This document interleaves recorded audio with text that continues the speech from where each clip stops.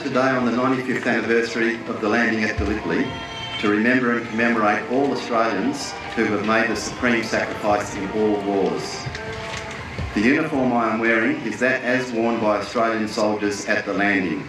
Caps, not slouch hats, were worn on that fateful morning. My colleague is wearing the uniform of the Australian Light Horse. Today is a day of peace and reflection. For some, we recall the loss of loved ones or the suffering of those near and dear who returned damaged physically and emotionally from the horrors of war. We also acknowledge the silent suffering of those who stayed behind and agonised for the return of their friends and loved ones.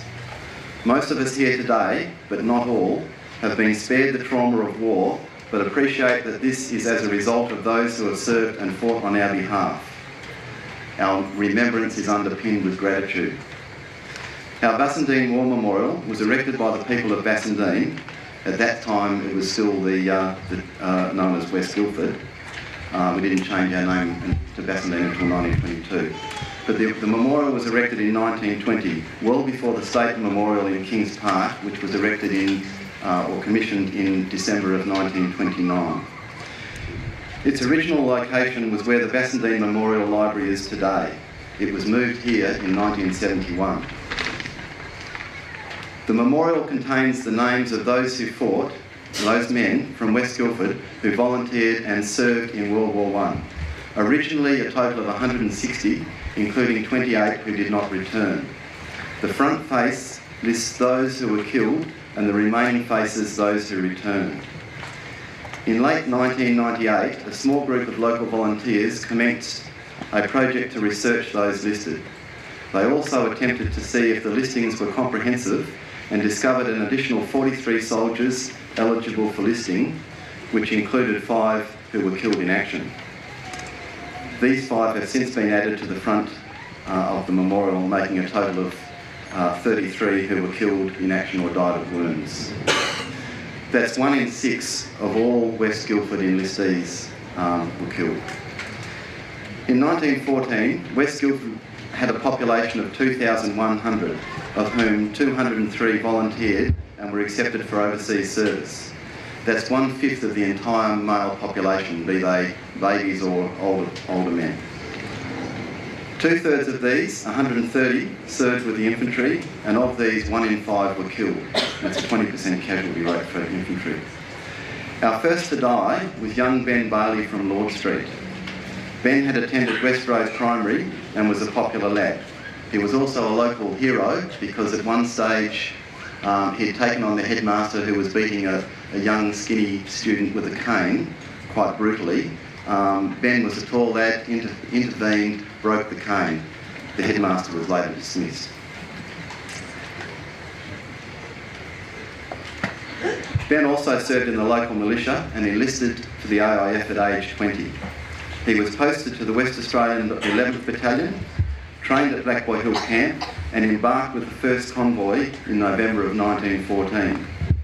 As it was known that the German raider, the Emden, was operating in the Indian Ocean, an escort of 4 ships was provided, one being the Japanese ship, the Ibuki. The Japanese were our allies in the First World War. The Emden was sunk off the Cocos Islands, and after that no escorts were required for future convoys of reinforcements. Ben completed his training in Egypt and was part of the landing. Army records state he was killed on the 2nd of May 1915.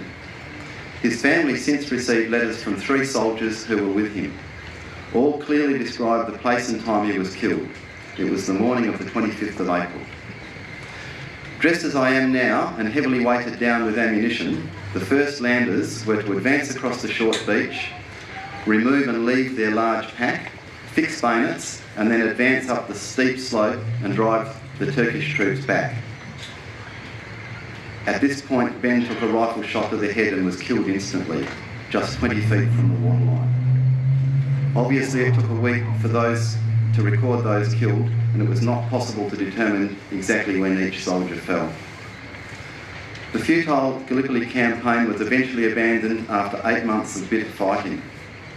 The Light Horse, along with British troops, then fought the Turkish forces in Palestine, eventually defeating them. Of the 8 West Guildford Light Horsemen, 2 were killed in the campaign. Ironically, in the early 1950s, during the Korean War, in the first ever United Nations action, the Turks were our allies and together commemorated an Anzac Day. Even in the trenches at Gallipoli, both sides had mutual respect for the other's fighting ability. After the Gallipoli debacle, the infantry went on to fight for 3 years as part of the carnage of the Western Front in France and Belgium. This is where most of our casualties were sustained. Tragically, 2 of our boys were killed just 6 weeks prior to the war's end, and another of injuries in February 1919 before returning home. Our memorial was then erected in 1920. The small memorial research team went on to identify 230 Bassendean people who enlisted and served in World War II, including a further 24 who served in the locally based Volunteer Defence Corps. Later, one of the over 500 Australians killed in Vietnam was from Bassendean. The information gathered on all these service personnel is now housed in the Local Studies collection at the Bassendean Memorial Library. Today, 95 years to the day of the Gallipoli landing, we remember the service and sacrifice of those who fought and fell. We recall the horror and futility of wars. We reminisce about the loyalty, courage, mateship, wit and irreverence of the Anzacs that sustained them and has now become part of our national character. Our thoughts go out to our defence personnel fighting today in foreign fields and as part of peacekeeping forces. Let us remember and thank them all.